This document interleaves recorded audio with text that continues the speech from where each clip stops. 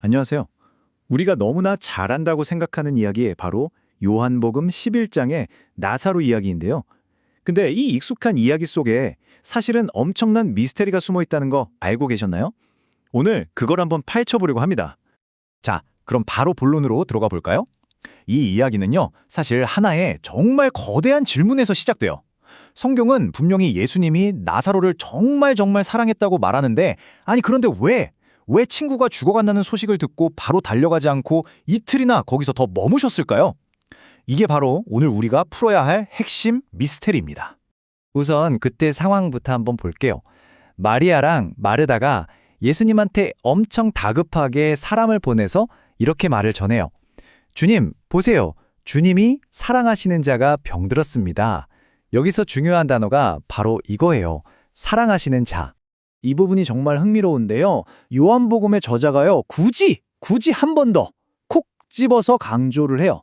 예수님이 이 가족을 얼마나 깊이 개인적으로 사랑했는지를 말이죠. 이렇게 사랑이 확실한 관계였기 때문에 바로 다음에 나오는 예수님의 행동이 더더욱 이해가 안 되고 미스테리처럼 느껴지는 거죠. 바로 이 부분이에요. 그렇게나 사랑하는 친구가 지금 죽어가고 있다는데 예수님은 이틀을 더 그냥 머무르세요. 언뜻 보면 와, 이거 너무 냉정한 거 아닌가 싶잖아요. 그쵸? 오늘 우리가 파고들 건 바로 이 모순 뒤에 숨겨진 진짜 이유입니다. 자, 이 미스터리를 푸는 첫 번째 열쇠는요, 놀랍게도 예수님 본인의 말씀 속에 들어 있습니다. 이 모든 일의 목적에 대해서 예수님이 직접 하신 말씀이 있거든요. 이 말씀을 처음 들으면, 이게 무슨 뜻이지? 하고 좀 아리송하게 들릴 수 있어요. 근데 이게 바로 모든 걸 푸는 마스터 키입니다.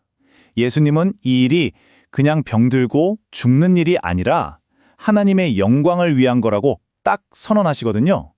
자, 그렇다면 여기서 말하는 영광이라는 게 대체 뭘까요? 그러니까 핵심은 이거예요. 요한복음에서 영광은요, 우리가 흔히 생각하는 와, 대단하다 하고 칭찬받는 그런 게 아니에요. 그게 아니라 하나님이 나 이런 존재야 하고 자기 자신을 드러내시는 것, 그걸 의미해요. 그러니까 예수님은 나사로의 죽음이라는 이 사건을 통해서 하나님이 어떤 분이신지, 특히 아들인 자신을 통해서 하나님이 어떤 분인지를 똑똑히 보여주려고 하셨던 거죠.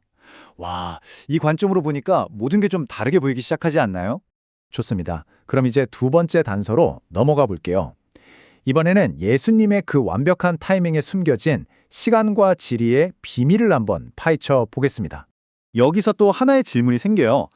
다른 날도 아니고 왜 하필 나사로가 무덤에 들어간 지 나흘이 되는 게 그렇게 중요했을까요? 이 숫자 4에 진짜 놀라운 비밀이 숨어 있습니다. 자, 이 시간표를 한번 보세요. 되게 재밌어요. 그때 예수님이 계시던 곳에서 나사로가 살던 베다니까지가 거리가 한 150km 정도 됐대요. 걸어서 꼬박 나흘이 걸리는 엄청 먼 길이었죠. 근데 예수님이 소식을 듣고 이틀을 기다렸다가 출발하셨잖아요. 이게 무슨 뜻이냐면 나사로가 죽고 나서 정확히 나흘째 되는 날에 도착하도록 시간을 아주 정밀하게 계산하셨다는 거예요. 정말 완벽한 타이밍이죠. 그 당시 유대인들 사이에는요, 이런 믿음이 좀 있었어요. 사람이 죽으면 그 영혼이 한 사흘 정도는 몸 주변을 떠나지 않고 맴돈다는 그런 생각이요. 그러니까 사흘 안에 살아나면 그럴 수도 있지 하고 넘어갈 수도 있는 거예요. 하지만 나흘이 지났다. 이건 완전히 다른 얘기가 됩니다. 이건 빼도 박도 못하는 완전한 죽음의 상태를 의미하는 거죠. 예수님은 바로 그 시점을 노리신 거예요.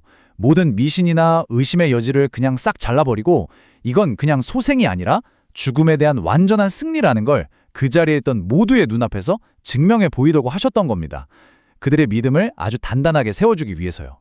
자, 이제 세 번째 단서입니다. 이번에는 예수님의 그 신적인 목적과는 너무나도 다른 제자들의 아주 인간적인 반응 속에서 단서를 찾아볼 거예요. 제자들 입장에서 보면요, 이건 정말 말도 안 되는 소리였어요. 왜냐? 바로 얼마 전에 그 유대 땅에서 사람들이 돌 던져서 죽이려고 했거든요. 완전 트라우마가 남았을 거예요. 그러니까 그들에게 유대로 돌아가자는 말은 우리 죽으러 가자는 말과 똑같이 들렸던 거죠. 하지만 예수님의 생각은 완전히 달랐습니다. 그 길은 죽음의 길이 아니라 아버지의 영광을 드러내고 모두에게 진짜 생명을 줄 수 있는 기회의 길이었던 거예요. 와, 이 관점의 차이가 정말 극명하게 보이죠. 여기서 도마가 한 말이 정말 인상 깊어요. 우리는 보통 의심 많은 도마라고만 생각하잖아요. 근데 이 순간만큼은 물론 예수님의 진짜 목적은 오해했지만 그 두려운 상황 속에서도 주님과 함께 죽겠다고 나서는 정말 날곡 그대로의 용기와 헌신을 보여줘요. 어쩌면 이게 바로 신의 거대한 계획을 다 이해하지 못하는 우리 인간의 가장 순수한 모습일지도 모르겠습니다. 자, 이제 흩어져 있던 단서들을 하나로 모아서 이 미스터리의 정답을 맞춰볼 시간입니다. 드디어 이 이야기의 중심에 있는 그 깊고도 놀라운 역설이 모습을 드러낼 거예요. 정리해볼까요? 예수님의 그 이해할 수 없었던 이틀간의 지체, 그건 무관심이나 냉정함이 아니었어요. 오히려 그 반대였죠. 제자들, 마르다와 마리아, 그리고 나사로, 더 나아가서는 오늘날의 우리 모두를 위한 가장 깊고 큰 사랑의 표현이었습니다. 우리의 믿음을 그냥 모래 위가 아니라 절대로 흔들리지 않는 단단한 반석 위에 세워주기 위한 하나님의 완벽한 계획이었던 겁니다. 그리고 이 이야기는 정말 엄청난 역설로 끝을 맺습니다. 나사로를 다시 살린 이 위대한 생명의 기적이 아이러니하게도 종교 지도자들이 예수를 죽여야겠다라고 최종적으로 마음을 굳히게 만드는 결정적인 사건이 되어버려요.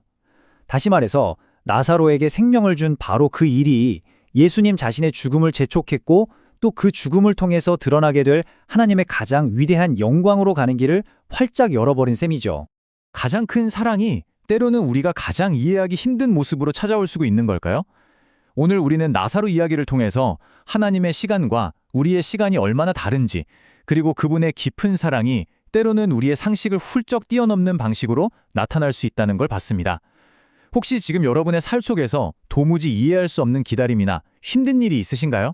어쩌면 그 안에 우리가 아직 다 보지 못하는 더 큰 계획과 더 깊은 사랑이 숨어 있을지도 모른다는 것, 우리 이야기를 통해 한 번쯤 생각해보는 시간이 되셨으면 좋겠습니다.